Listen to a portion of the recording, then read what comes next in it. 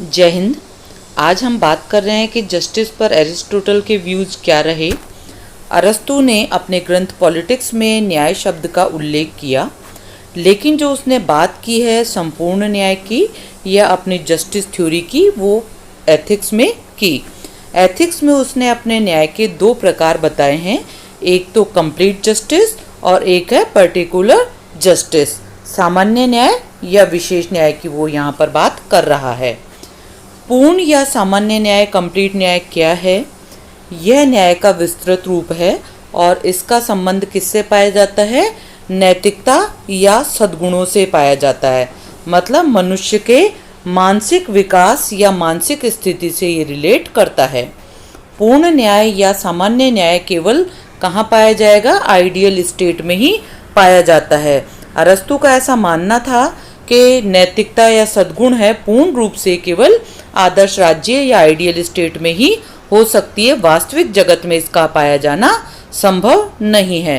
प्लेटो जब बात करता था जब तो वो प्रत्येक चीज को आदर्श राज्य से जोड़ता था, क्योंकि अरस्तु प्लेटो का शिष्य था। तो उन्होंने ये देखा कि प्लेटो आदर्श राज्य के सिद्धांत को या आदर्श राज्य को वास्तविक जगत में स्थापित नहीं कर पाया, इसलिए उसने आदर्श चीजों को केवल आदर्शात्मक राज्य में ही छोड़ा और बाकी चीजों को उसने वास्तविक जगत में अप्लाई किया। पूर्ण न्याय का तात्पर्य है कि आदर्श राज्य में व्यक्तियों के आपसी संबंध सद्गुणों पर आधारित होने चाहिए। आगे वो बात करता है कि आदर्श राज्य में सद्गुण युक्त कानूनों का पालन करना ही क्या कहलाएगा? यही सामान्य न्याय या पूर्ण न्याय कहलाएगा। सेकंड हम बात करते हैं विशिष्ट न्याय या विशेष न्याय की। विशिष्ट न्याय का संबंध संसार में पाए जाने वाले राज्यों से है, मतलब जो रियलिस्टिक है उन राज्यों की वो यहाँ पर बात करता है।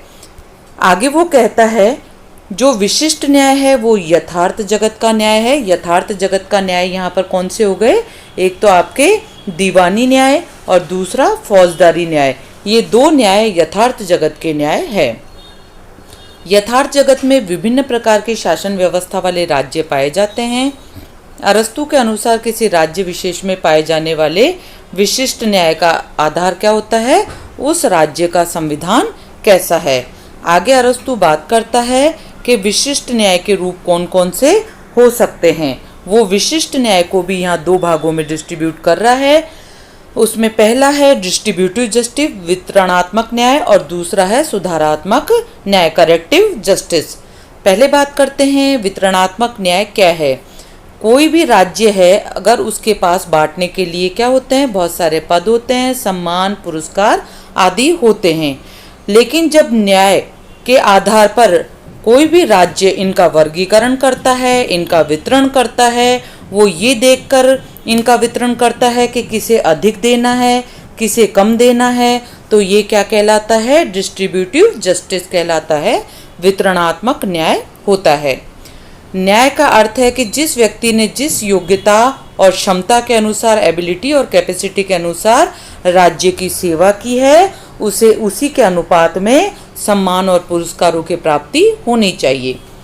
इस प्रकार वितरणात्मक न्याय की धारणा राज्य के लाभों के वितरण की दृष्टि से सभी नागरिकों में किसकी बात कर रही है? आनुपातिक समानता की बात करती है। मतलब अगर कोई 50% राज्य की सेवा करता है तो उसी के अनुपात में उसके 50% लाभ, सम्मान, पुरस्कार प्राप्त होना चाहिए। कोई 5% कार्य करता है तो उसको 5% ही मिलना चाहिए, ऐसा अरस्तु का मानना है। अरस्तु के अनुसार एक सद्गुणी राज्य न तो प्रजातांत्रिक और न ही धनिक तंत्र की व्यवस्था को स्वीकार करेगा, अपितु राज्य के अंदर उपाधियों और पदों का वितरण केवल कुशल और सद्गुणी व्यक्तियों में ही होना चाहिए, ऐसा वो कहता है। दूसरा बात करते हैं सुधारात्मक, परिष्कारात्मक या संशोधनात्मक न्याय क्या है। न्याय का यह रूप नागरिकों के आपसी संबंधों को नियंत्रित करता है, चाहे वो संपत्ति से रिलेट करते हो या किसी भी प्रकार के क्राइम से। संशोधनात्मक न्याय प्रत्येक नागरिक के अधिकारों की अन्य नागरिकों से रक्षा करता है और इस न्याय का आधार क्या है? वो है नागरिकों की आपसी समानता। इस न्याय में दीवानी और फौजदारी मुकदमे शामिल किए जाते हैं। संशोधनात्मक जो न्याय है वो भी दो प्रकार के होते हैं। एक तो होता है ऐच्छिक। ऐच्छिक में कौन से आएंगे? जो दीवानी मामले होते हैं जिनमें संपत्ति का विवाद शामिल होता है, वो तो होते हैं ऐच्छिक। जबकि अनैच्छिक मामले कौन से होते हैं? जो कि फौजदारी मुकदमे होते हैं, जिसमें चोरी है, डकैती है, हत्या है, इस प्रकार के सभी अपराध जो वर्तमान में भी हैं, इन्हें फौजदारी मुकदमे कहा जाता है। तो ये सारे आते हैं अनैच्छिक में। तो आपको अच्छी तरह से ध्यान रखना है, दो है, एक तो अनैच्छिक और एक ऐच्छिक। अनैच्छिक में फौजदारी मामले और ऐच्छिक में दीवानी मामले, मतलब संपत्ति से संबंधित मामले।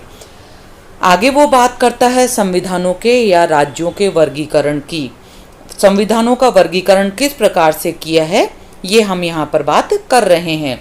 अरस्तु ने संविधानों के वर्गीकरण के दो आधार स्वीकार किए हैं। एक तो संख्या के आधार पर, मतलब कितने लोग संविधान में या शासन में भाग लेते हैं। जैसे एक व्यक्ति ले रहा है तो मोनार्की हो जाएगा। अगर एक से अधिक मतलब 5-10 ले रहे हैं तो कुलीन तंत्र हो जाएगा, एरिस्टोक्रेसी हो जाएगा। और बहुत सारी जनसंख्या ले रही है तो वो डेमोक्रेसी या प्रजातंत्र हो जाएगा। ये तो हुआ संख्या के आधार पर। दूसरा है नैतिकता या गुणों के आधार पर। वो ये कहता है कि शासक अगर सामान्य हित की पूर्ति के लिए शासन करता है तो वो शुद्ध रूप होते हैं, और अगर शासक जो शासन कर रहा है वो अपने हित की पूर्ति के लिए कार्य कर रहा है तो वो अशुद्ध रूप होंगे। तो इस प्रकार से उसने 3 शुद्ध और 3 अशुद्ध रूप बताए हैं संविधान या राज्यों के। अरस्तु के अनुसार जब शासक वर्ग सामान्य हित के लिए कार्य करेगा तो शुद्ध होगा, प्योर फॉर्म होगा, नॉर्मल होगा। और जब वो अशुद्ध रूप की बात करता है तो कहता है कि शासक क्या करेगा? अपने स्वार्थों की पूर्ति के लिए कार्य करेगा तो वो करप्ट रूप हो जाएगा। अरस्तु का राज्यों या संविधानों का वर्गीकरण आगे वो बता रहा है कि कौन से 3 शुद्ध है और कौन से 3 अशुद्ध रूप है। सबसे पहले वो बात करता है मोनार्की की। राजतंत्र में राज्य की संपूर्ण सत्ता एक ही व्यक्ति के हाथों में होती है और वो क्या करता है? सामान्य हित में शासन करता है, और वो राजा बहुत अच्छा होता है। ये प्योर फॉर्म है, शुद्ध रूप है मोनार्की। जब मोनार्की या शुद्ध रूप खराब हो जाता है, जब राजा भ्रष्ट हो जाता है, तो इसी का अशुद्ध रूप सामने आता है, वो है निरंकुश तंत्र के रूप में। यह राजतंत्र का या मोनार्की का बिगड़ा हुआ रूप होता है। यहाँ राजा मनमानी करने लगता है। जब राजा मनमानी करने लगता है तो जनता विद्रोह करती है और एक व्यक्ति के हाथों से शासन निकलकर बहुत सारे लोगों के, मतलब 5-10 लोगों के हाथों में शासन आ जाता है। इसे कहते हैं एरिस्टोक्रेसी। एरिस्टोक्रेसी वापस क्या हो जाता है? ये प्योर फॉर्म आ जाता है। राज्य की प्रभुसत्ता कुछ व्यक्तियों के हाथों में आ जाती है जो धनिक वर्ग के होते हैं, और ये श्रेष्ठ लोग होते हैं, जनता की भलाई के लिए कार्य करते हैं। तो प्योर फॉर्म कौन सा था? एक तो आपके मोनार्की था और दूसरा आपके एरिस्टोक्रेसी या कुलीन तंत्र। और करप्ट कौन सा था? ये निरंकुश तंत्र था। फोर्थ हम बात करते हैं धनिक तंत्र की। ये है वापस करप्ट फॉर्म। करप्ट फॉर्म कौन सा आ गया है? वो है अल्पतंत्र। यह कुलीन तंत्र का विकृत रूप है, और इसके अंतर्गत अगर हम बात करते हैं तो ये जो धनिक वर्ग के लोग होते हैं, अगर ये मनमाना व्यवहार करने लग जाते हैं और जनता की तरफ ध्यान नहीं देते तो ये भ्रष्ट रूप हो जाता है, वापस करप्ट हो जाता है। ये शासन का विकृत रूप है।